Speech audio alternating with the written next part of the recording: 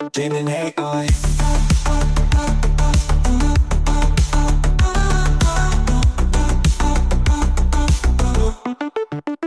Jamin AI. All right, jumping right into this deep dive. And wow, did you guys ever send us into a heavy one? We're wading right into the intersection of faith and politics, which is always lively, to say the Yeah, least. and timely, especially with the election coming up. Exactly. We're tackling this idea that's been thrown around a lot, this policy over character thing. And this piece we're looking at really dives into how that idea sits with, well, Christians specifically, heading into this election. It's a question a lot of people struggle with, honestly, and not even just Christians. It comes up anytime we have to choose a leader. How much weight do we give to their personal lives versus, like, the policies they support? It's a tough one. Correct. It really is. And this piece really digs into it. Specifically, they use Donald Trump as a kind of a major example. Their main point is that character, especially for Christian voters, character's got to be the most important thing above all else, and that this whole policy over character argument just, it doesn't work, And it gets even, I don't know, more intense is the word, when the author starts talking about the very real possibility of a second Trump presidency. Right, and to really drive that point home, they bring up this really striking parallel, I guess, to German churches that supported Hitler's policies back in the day, even though, and I think it's fair to say, his character was pretty much the opposite of what you'd call Christian values. Which is, I mean, that's a scary thought, right? Like, are we in danger of doing the same thing? You get so focused on policies you agree with, you end up blind to what the consequences of having, well, someone with less than ideal character, what that could mean if they're in power. Oh, absolutely. And that's, like you said, a scary comparison right from the jump. It makes you wonder, I mean, is this something people have always struggled with? Oh, yeah. I mean, looking back through history, it seems to be a recurring theme. It's like we keep having to learn this lesson over and over again. Yeah, it's true. And you can feel like the weight of that history and the way the author writes. Like, it's clear this isn't just some intellectual exercise. They're really worried that supporting someone like Trump, with all the stuff that's out there, all the things he's done, the things the author sees as serious character flaws, it just fundamentally clashes with these core Christian values.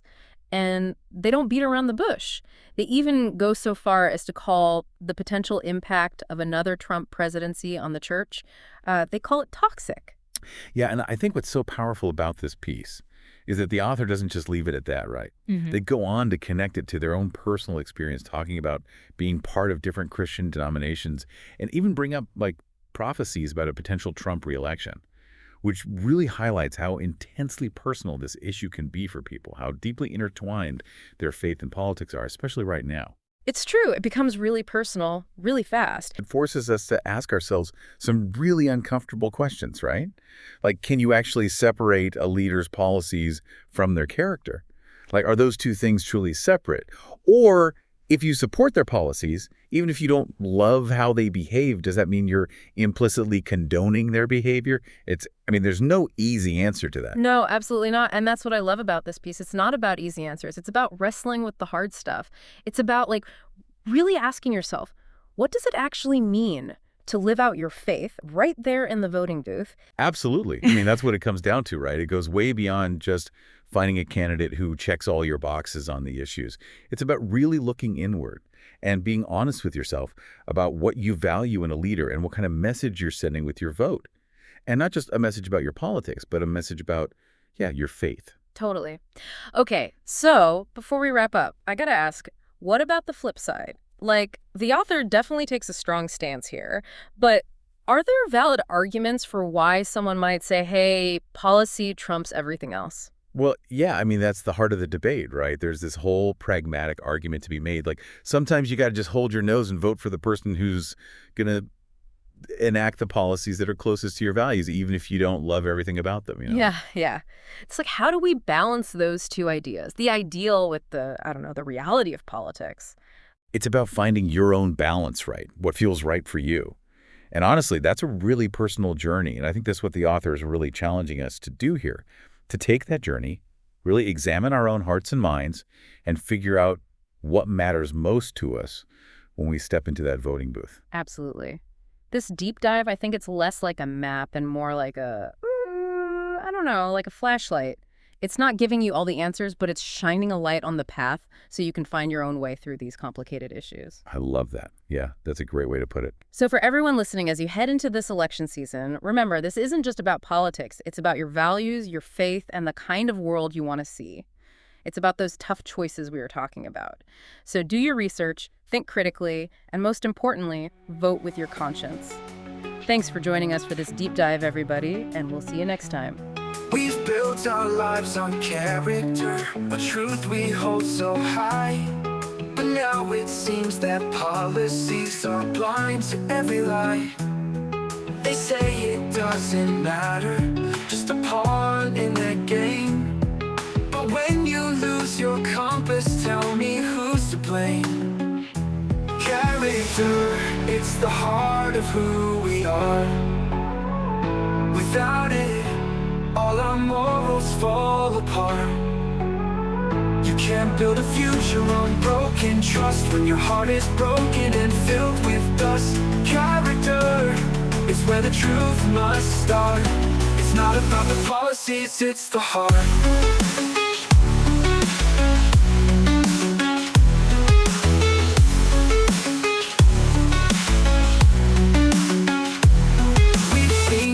All in history, the rise and fall.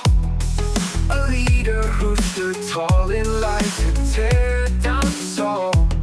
Why trust when character's empty?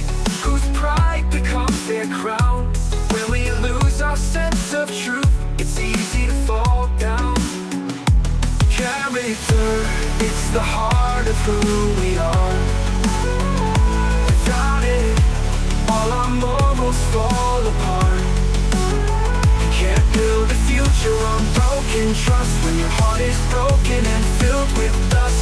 Character, it's where the truth must start. It's not about the policies, it's the heart. It's not about the policies, it's the heart. Don't trade your soul for what's at stake. When power tempts, don't make a mistake. A man who thinks he's God won't bend, and we all know how those stories end. Character, it's the heart of who we are. Without it, all our morals fall apart. When your heart is broken, filled with dust. When the man at the top is filled with dust. Character is where the truth must start. It's not about the policies, it's the heart.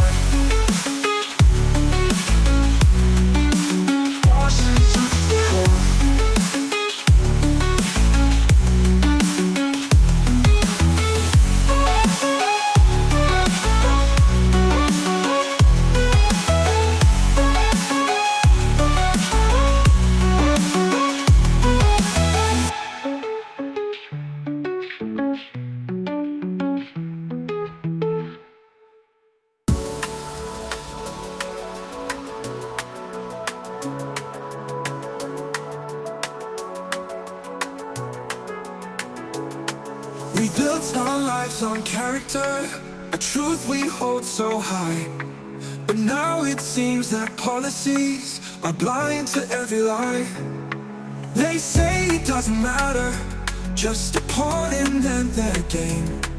But when you lose your compass, tell me who's to blame. Character is the heart of who we are. Without it, all our morals fall apart. You can't build a future on broken trust when your heart is broken and filled with dust. Character is where the truth must start. It's not about the policies, it's the heart.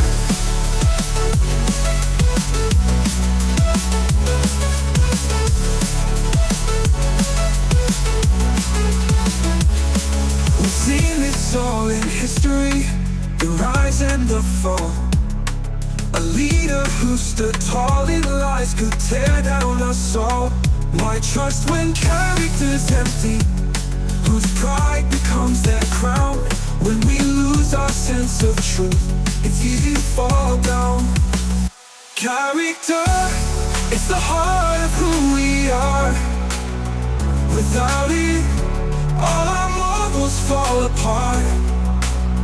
You can't build a future on broken trust when your heart is broken and filled with dust. Character is where the truth must start. It's not about the policies, it's the heart.